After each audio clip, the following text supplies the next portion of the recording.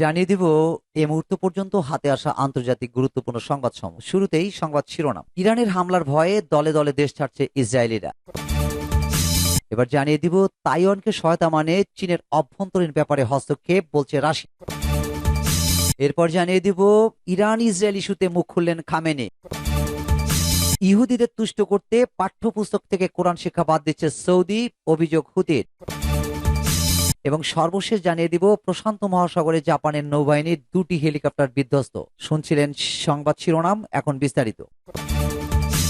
ইরানের হামলার ভয়ে দলে দলে দেশ ছাড়ছে ইসরায়েলিরা। ইরানের সঙ্গে সংঘাতের বিরুদ্ধে অবস্থান নিয়েছেন খোদ ইসরায়েলিরা। বিভিন্ন জরিপে উঠে আসছে বেশিরভাগ ইসরায়েলি ইরানের সাথে দ্বন্দ্ব চায় না। হামলা করলে তেল আবিবকে সময় মতো মোক্ষম জবাব দিতে তেহরানও যে হাত গুটিয়ে বসে থাকবে না, এমন আতঙ্ক বিরাজ করছে অনেকেরই মাঝে। এর মাঝেই ইরানের হামলার ভয়ে অনেক ইসরায়েলি দেশ ছাড় শুরু করেছেন। ইসরায়েল ছাড়ছেন বিদেশি নাগরিকরাও। তবে আক্রমণ পাল্টা আক্রমণের মধ্য দিয়ে ইরান ইসরায়েলের উত্তেজনা কি আপাতত কমছে বলে মনে করা হচ্ছে। ছায়াযুদ্ধ থেকে যেন ক্রমেই প্রকাশ্য যুদ্ধে লিপ্ত হচ্ছে আঞ্চলিক চিরশত্রু ইরান ও ইসরায়েল। ইসরায়েলি ভূখণ্ডে তেহরানের নজিরবিহীন আক্রমণের প্রতিশোধে ইরানের ইস্পাহানে নেতানিয়াহু বাহিনীর ক্ষেপণাস্ত্র হামলার জেরে যুদ্ধ বেঁধে যাওয়ার আশঙ্কা বিরাজ করছে মধ্যপ্রাচ্য জুড়ে। তবে বদলা নিতে ইরানের মাটিতে একরোখা যুদ্ধবাজ বেনিয়ামিন নেতানিয়াহুর আক্রমণের সিদ্ধান্তকে ভালো চোখে দেখেনি অনেক ইসরায়েলি। তবে তেল আবিবের এমন পাল্টা হামলার বিরোধিতা করছেন খোদ ইসরায়েলিরাই। এমন তথ্য উঠে এসেছে ইসরায়েলের হিব্রু বিশ্ববিদ্যালয়ের এক জরিপ অনুযায়ী 52% ইসরায়েলি পাল্টা আঘাতের বিপক্ষে প্রতি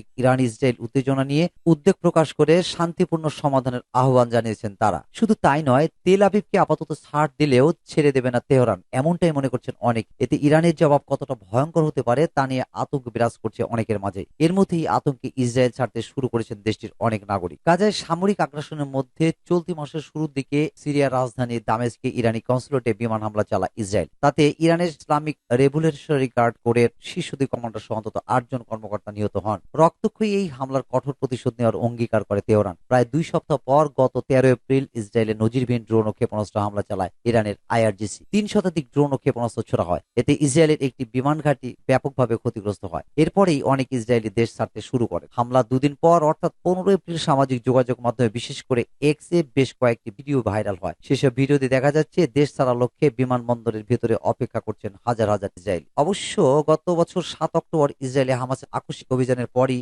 ইসরায়েলিরা দলে দলে দেশ ত্যাগ শুরু করে। ইসরায়েলি অভিবাসন বিভাগের বরাতে গত 7 ডিসেম্বর মিডল ইস্ট মনিটরে এক প্রতিবেদনে বলা হয়, 7 অক্টোবর থেকে গত ডিসেম্বর পর্যন্ত অন্তত 5 লাখ ইসরায়েলি দেশ ছেড়েছে। এদিকে একেবারে উল্টো চিত্র ইরানে। নেতানিয়াহু বাহিনীর হামলার পর ইসরায়েলের বিরুদ্ধে রাস্তায় নেমেছেন ইরানিরা। এর আগে ইসরায়েলের রাইসি প্রশাসন আঘাত আনার পর রাস্তায় নেচে গিয়ে আতশবাজি পুড়িয়ে আনন্দ উল্লাসে মেতে ওঠে ইরানিরা। ইরানের ক্ষেপণাস্ত্র হামলার কয়েকদিন পর শুক্রবার 19 এপ্রিল ইরানের ইস্পাহান শহরে ড্রোন হামলা চালায় ইসরায়েল। মধ্যপ্রাচ্যে নিজেদের শক্তির প্রদর্শনের খেলায় মেতে উঠলেও তেহরান তেল আবিব সামরিক নীরবতা প্রদর্শন করেছে। প্রশ্ন উঠেছে, আক্রমণ পাল্টা আক্রমণের মধ্য দিয়ে ইরান ইসরায়েল উত্তেজনা আপাতত শেষ হলো, নাকি দুপক্ষই সময় নিচ্ছে পরবর্তী চাল চালার জন্য? আন্তর্জাতিক গণমাধ্যমের বিশ্লেষণে উঠে আসছে সীমিত প্রতিশোধ নিয়ে থেমে গেলেও একে অন্যের সঙ্গে দীর্ঘমেয়াদী খেলার কৌশল বেছে নিচ্ছে কিনা ইসরায়েল এবং ইরান, এমন সংখ্যাই রয়ে যায়। এছাড়া গেল কয়েকদিন ধরে ইরানের পরমাণু স্থাপনায় ইসরায়েলের হামলার যে সম্ভাব্য আশঙ্কা তৈরি হয়েছে তা নিয়ে বিশ্লেষকরা বলেছেন, দেশটির সর্বোচ্চ মূল্যবান রাষ্ট্রীয় স্থাপনা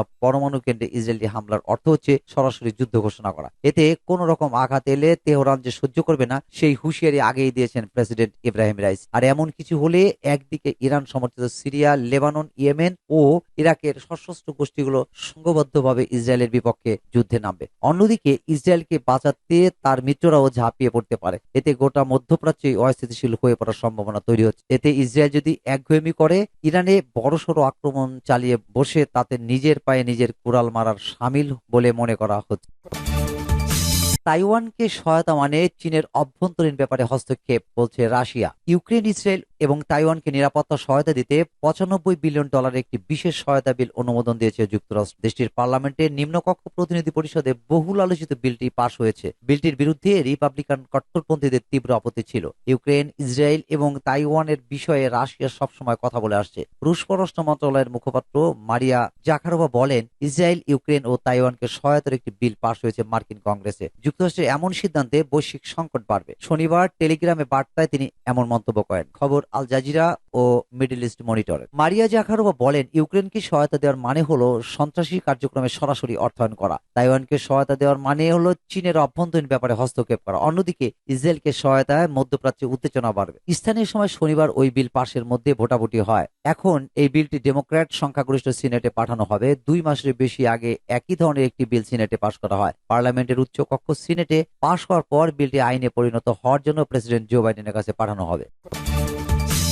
এবার ইরান ইসরায়েল ইস্যুতে মুখ খুললেন খামেনি। ইসরায়েলে ইরানের হামলার প্রশংসা করেছেন দেশটির সর্বোচ্চ ধর্মীয় নেতা আয়াতুল্লাহ আলী খামেনি। তেল আবিবের বিরুদ্ধে অভিযানের জন্য তেহরানের সশস্ত্র বাহিনীকে ধন্যবাদ জানিয়েছেন তিনি। সেই সঙ্গে শত্রুর মোকাবেলা করার জন্য নতুন সামরিক কৌশল রপ্ত করারও আহ্বান জানান। খবর আল জাজিরার। তিনি বলেন, ইসরায়েলে কয়টি ক্ষেপণাস্ত্র ছোড়া হয়েছে বা কতগুলো লক্ষ্যবস্তুতে আঘাত করা হয়েছে তা মূল লক্ষ্য নয়। আসল বিষয় হলো ইরান ইসরায়েলে হামলা করে সাহসিকতার পরিচয় দিয়েছে। ইরানের এই হামলার পর ইসরায়েল পাল্টা হামলার হুমকি দিলেও এখনো শক্তিশালী হামলা করেনি। তবে শুক্রবার কয়েকটি ড্রোন হামলা হয়েছে ইরানের ইস্পাহানে। নাম প্রকাশে অনিচ্ছুক 2 মার্কিন কর্মকর্তার বরাত দিয়ে আন্তর্জাতিক গণমাধ্যম জানিয়েছে ওই হামলা করেছে ইসরায়েল। তবে তেহরানের পক্ষ থেকে বলা হচ্ছে ইসরায়েল সরাসরি কোনো হামলা করেনি। ইরানের ভেতর থেকে লোকাল এজেন্টের সহায়তায় কয়েকটি ড্রোন চলেছে, আর এই ড্রোন আকাশ থেকেই উড়িয়ে দিয়েছে ইরান। এদিকে ইরানে ইসরায়েলের এই হামলার 2টি স্যাটেলাইট চিত্র প্রকাশ করেছে বিবিসি। এতে গণমাধ্যমটির দাবি, হামলা ইস্পাহানের ওই বিমান ঘাঁটির একটি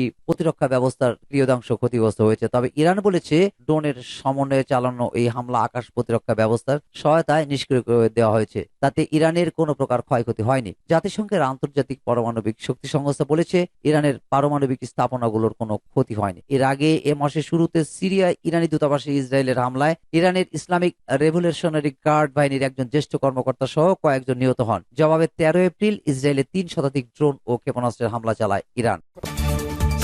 ইহুদিদের তুষ্ট করতে পাঠ্যপুস্তক থেকে কোরআনের শিক্ষা বাদ দিচ্ছে সৌদি, অভিযোগ হুতির। গত কয়েক বছর ধরে সৌদি আরবের পাঠ্য বইতে পরিবর্তন আসছে। এবার দেশটির পাঠ্যপুস্তক থেকে কোরআনের শিক্ষা বাদ দেওয়ার অভিযোগ করেছেন ইয়েমেনের সশস্ত্র বিদ্রোহী গোষ্ঠী হুতি নেতা আব্দুল মালেক আল হুতি। শনিবার 20 এপ্রিল ইরানের আধা সরকারি বার্তা সংস্থা মেহের নিউজ এজেন্সির এক প্রতিবেদনে এ তথ্য জানানো হয়। আব্দুল মালেক আল হুতি বলেন, কোরআনের যেসব আয়াতে ইহুদিদের নেতিবাচক কর্মকাণ্ড সম্পর্কে বলা হয়েছে সে আয়াতগুলো পাঠ্যপুস্তক থেকে সরিয়ে দেওয়া হয়েছে। এটি ভবিষ্যৎ প্রজন্মের জন্য একটি বড় অবিচার উল্লেখ করে নেতা বলেন, সম্ভবত ইসরায়েলি সরকারের সঙ্গে সম্পর্ক স্বাভাবিক করার জন্য সৌদি সরকার এই পদক্ষেপ নিয়েছে। সংযুক্ত আরব আমিরাতও পাঠ্যপুস্তক থেকে কোরআনের শিক্ষা বাদ দেওয়ার এই নীতি অনুসরণের কথা ভাবছে বলে অভিযোগ করেন আল হুতি।